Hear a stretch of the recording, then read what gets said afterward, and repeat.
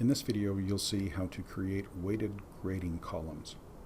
This is probably one of the most complex things that you can do in the Blackboard Grade Center. To create one, you select this menu here for Create Calculated Column, and then you go down and select Weighted Column. This is different from a total column. With a weighted column, you have a little more complexity with the options that you have and what it will do. After you give the column a name, and I highly recommend that you put the word weighted grade in the name of that so that students understand that this isn't total points, this is their weighted points or their weighted grade. Under primary display, you can select score, but this can be pretty confusing for students. A weighted percentage actually makes a bit more sense to them, but the letter grade is probably the thing that they are most interested in. So if you put the letter grade there, then they can go, oh, okay, I know what this means. Then you go down here and you select either the columns that you want to put in here or the categories, or a combination of both. In this case, we may say, all right, I have attendance, and I'm going to look at the, we'll go down here and say that there's a final project that we want in there. And then we also have other categories here that we want to bring in. We'll bring in that, we'll bring in the journals, we'll bring in the discussions and all of their assignments. And then what you have to do is you have to decide, well, what percentage of the grade is this going to be for each one of these things here? So let's say for attendance, I'll put in 5%.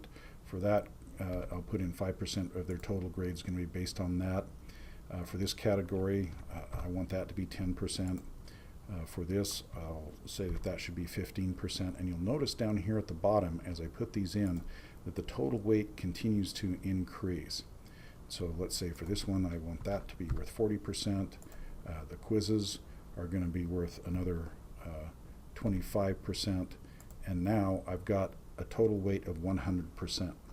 If you don't have all of these things equal 100%, Blackboard will prompt you and tell you, hey, maybe you want it to be 100%. And I'll show you how that happens. We go down here, we'll select Submit, and we get this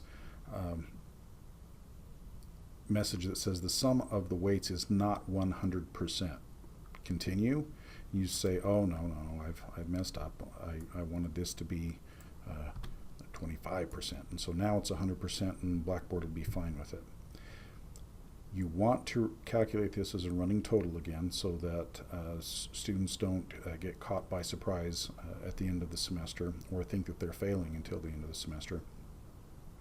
You do need to include this column in the Grade Center calculations or it won't work. You may or may not want to show this column to the students. In this case, we do. We want them to see what their current weighted grade is. And so we'll select Submit. Now again, Blackboard's going to put this thing at the very end of the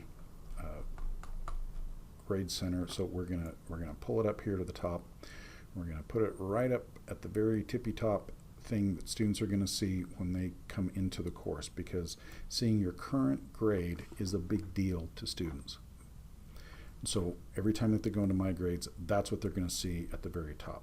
And to make sure that happens, we click Submit here, and now you'll see that when they select My Grades, their current weighted grade here is at the top.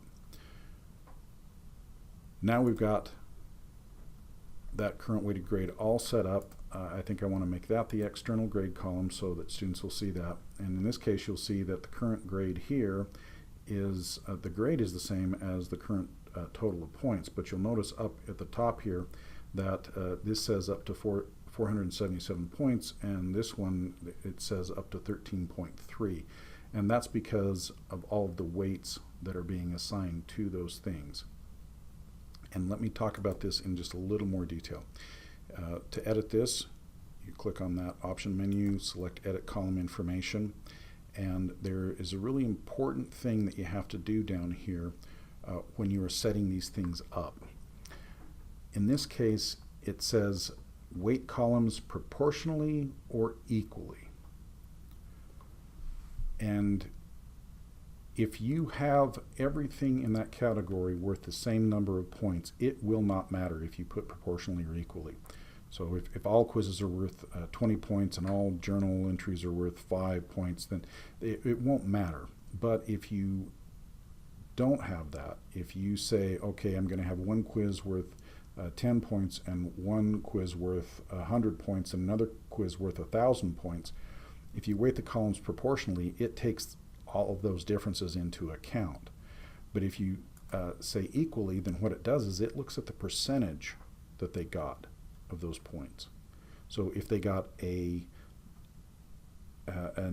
5 out of 10 on the first quiz and they got a 90 out of 100 on the second quiz and they got 1,000 points out of the 1,000 quiz, they'll actually probably be getting a pretty low C, because that first quiz that was only worth 10 points, they got a 50% on. And 50%, 90%, and 100%, when you average those out, it's not going to be a high grade. But students would think, well, I did really well on the 1,000-point quiz, and so what if I missed 5 points? Why in the world would I be getting such a low grade? So the equally does look at the percentages, and it figures it out from that. Whereas if you weight the columns proportionally, then it'll take into account, oh, okay, so this quiz is that much higher than the other, and it'll take care of it that way. So you want to go through and make sure that you've got these set up the way that you want, as far as these categories and weighing those columns within the category. You'll notice out here you don't have that option for the columns that you selected. So when you select columns, you don't have the option of weighting it equally or proportionally, which makes sense because you just got the one column, and you don't have to weight anything because you don't have to compare anything. It's just that one column. Click Submit. You go back out here. You can see what you've got here for the current weighted grade. Very often what I recommend to faculty is that if you've got the current weighted grade as this letter grade, that you also go in and you create another weighted column that has the exact same settings, but it's the current weighted percentage. And that helps students understand, oh, okay, so we're looking at what is the weighted percentage as you go through. And you leave percentage here as the primary display. And you have to go through and create something that's exactly the same as what you did before, because if it isn't exactly the same, then you're going to be giving them the wrong information. And so, in this case, I don't even remember everything that I put in that first one, but let's just say that I do, and I'm going through and I'm putting it all in. I want to make sure that I go through and I have the exact same percentages that I have in the other. And if you do that, then everything will work out fine. They'll be able to see their percentages here. We'll put that column here right next to the other one, which is a good way for students to be able to kind of compare. Well, I've got this grade. Why do I have this grade? Oh, I see. I've got this current weighted grade because I've got this current weighted percentage. And then they can start to do a little bit of the math that they need to do to figure out, well, what do I need to do to increase my grade? One thing that you should really look at if you're doing weighted grading is make sure that you outline all the percentages of all of the categories of grades that you will be taking in the course, so that students understand that quizzes will be worth so much, big exams are going to be worth a certain percentage of their grade, the discussion boards will be worth a certain percentage. If they know that ahead of time, then it isn't such a shock. But if they don't know that, if that isn't in your syllabus, then they will start to write emails and talk about how you're not being fair with your grading, and who wants that? So make sure that you've got that set up in the syllabus at the very beginning, and then you'll avoid a lot of heartache.